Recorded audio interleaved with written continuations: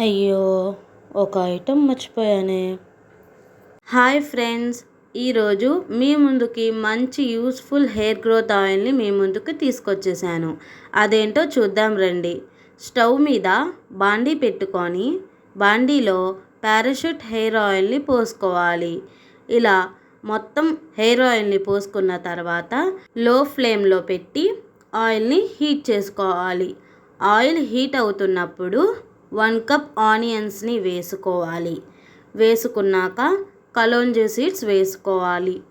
ఆ తర్వాత 1 కప్ మెంతులు వేసుకోవాలి.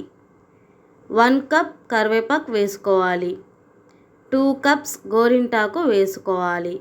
ఇలా గోరింటాకు వేసుకున్న తర్వాత 2 to 3 మినిట్స్ వరకు ఇలా మంచిగా కలుపుకోవాలి. కలిపాక ఈ కలర్లో చేంజ్ అయిన తర్వాత మందార పువ్వును వేసుకొని బాగా 5 to 10 మినిట్స్ వరకు ఇలా కలుపుతూ ఉండాలి.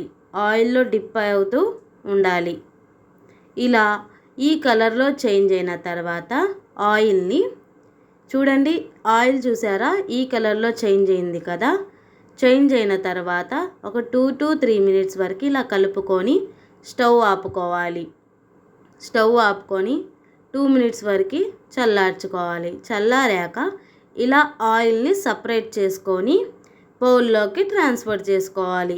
ఇలా ట్రాన్స్ఫర్ అయిన ఆయిల్ని మనం దేంట్లో అయినా స్టోర్ చేసుకోవచ్చు.